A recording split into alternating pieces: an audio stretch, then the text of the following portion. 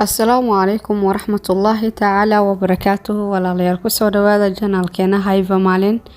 maanta waxaan hayaa qiso aad iyo aad murugo badan oo xaqiiqo ah intaan u gudan galin qisooyinkeena waxaan ka codsanayaa inaad soo booqato janaalkeena aad daawato qisooyinkii hore aan ka soo sheekeynay dad ku cusub tahay kusoo dhawo janaalkeena aad iyo aad u mahadsantahay qisadani waxay ka dhacday dalka Germany waana qiso dhab ah waxay u dhaxaysay laba qofood oo aad isu jeclaa oo da ah aabbo iyo hooyo noqdeen marka waxaa dhacday ninka xaaskiisii wuxuu ahaa nin jiro 84 sano intaas oo dhan wuxuu la noolaa xaaskiisa oo aad iyo aad u jeclaa ayadana sidoo kale ay jecleed waxay ahaayeen laba qof oo dadkiisa ka dhawaa waxay ahaayeen dad aad iyo aad isu daneyn jiray waxay ahaayeen dad dib walba isu soo samray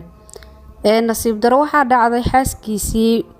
waxay u geeriyootay xanuun ay muddo badan ee la nooleed ayay u geeriyootay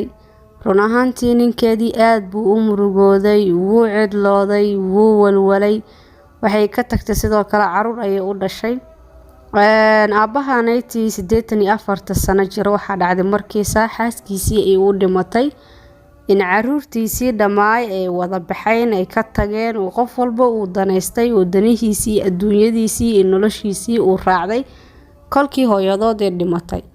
kama aysan fikirin aabahood daada ah kama aysan fikirin sidoo xaaladiisa noqon karo ninka jecel xaaskiisii ka tagtay yacni ayagoo waxba u aaba yeelin bay ka tageen aabahooda oo aanan u xisaan sameynin marka waxaa dhacday aabihii markii ay ka tageen asaga wuxuu ku mashquulay geerida xaaskiisii aad iyo aad ayuu u walwalay aad iyo aad ayuu mar walba u murugoyn jiray wuxuu soo xasuusin jiray xaaskiisii oo aad u jeclaa oo muddo la noolaa oo ay u dhimatay xanuun ee la tacaaleeday marka waxaa dhacday in aabihii mar walba oo isu dayi jiray in ilmihiisa uu xiriiriyo aabihii mar walba wuxuu telefoon u diri jiray caruurtiisa mid ayuu u wici jiray mar waliba nasiib daro laakiin waxaa dhacday midna inuusan telefoonkii ka qabanin aabihii telefoonkii ku dhageystaan ay mar walba ku mashquulaan danahooda adduunyo iyo shaqadoodii waxaa nasiib daro ah maanta in caruur fada badan ay jiraan oo waalidiintoodii aanan xiriirinaynin aabihii aad iyo aad ayuu u walwalay kama uusan quusanin waa beer wax dhalay oo damqanayo mar walba ilmihiisa niyadu ku heen jiray wuxuu jeclaa sidii hore markii xaaskiisii joogtay ee hal guri ay u wada noolaayeen inay haddana iskula noolaadaan marka waxaa dhacday in mar kaleento haddana uu isku dayo in caruurtiisii telefoonyo oo u diro oo soo xasuusiyo in aabihii xaflad uu dhigayo si ilmihiisa isugu imaadaan maysan dhacin in qofna ay ka qabato qof walba danaheed ayay raacin jirtay warqad ayuu u qoro baqshad ugu diro cunug qof walba inay ku beegan tahay xilliga xafladda uu dhigi jiray xilliga hooyadood ay joogi jirtay ama xaaskiisii oo aadka u jeclaa marka waxaa dhacday qof walba baqshadii markay gaartay inay iska indha tirto aabihii muu ka sabrin markale telefoon u diray wuu la xiriiray cod buu u diray wuxuu ogeysiiyay in yacni xafladii ay soo dhowdahay oo qof walba ay ka soo qayb gasho ilmihii sidoo kaleento waxay sameeyeen maysan ka qabanin maysan tixgelin aabahooda hadalkooda qof walba adduunyadiisii iyo dantiisa ayay raacdeen laakiin asaga aad iyo aad ayuu u murugooday wuu walwalay kaligii soo noqday waa qof da u bal u fiirso qof da oo 84 sano jiro xaaskiisu intaa la noolaa uu jeclaa ay ka geeriyootay caruurtii uu dhalay oo dhan ka wada tageen hal qof guriga aanan u joogin ilaa asaga mooyee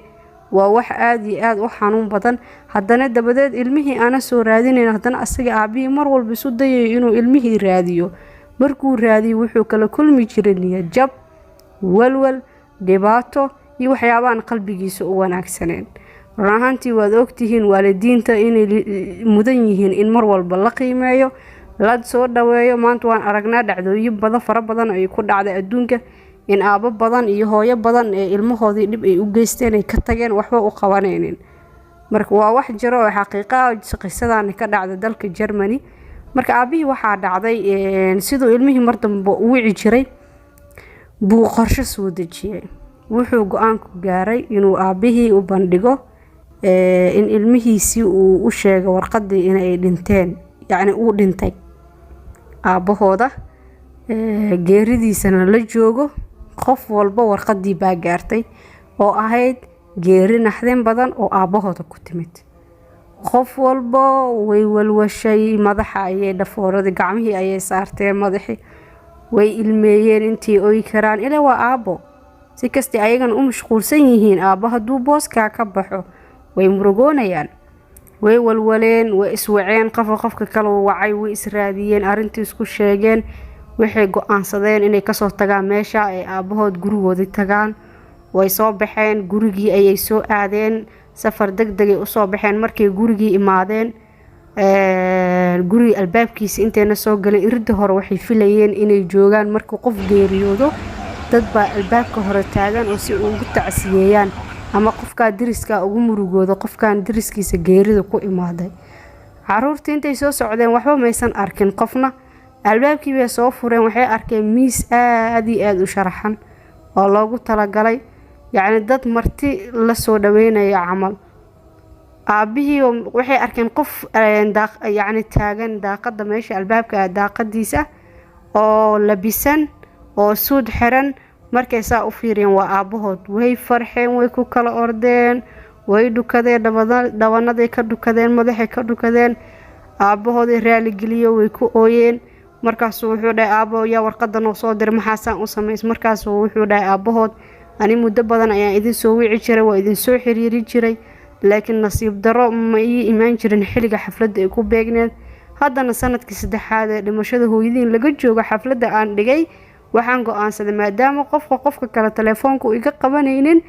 inaan idin soo ogeysiiyo geerideyda si aan hal maalin idinkula kulmo. marka waa nasiib daro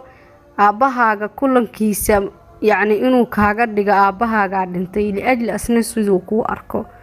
marka insha Allah waa isla socon doonaa wixii qiso aad rabto in aan idinka sheekeeyo, xaqiiqad haysaan waa ila soo gudbin kartiin oo ila soo socodsiin kartiin. السلام عليكم ورحمة الله تعالى وبركاته.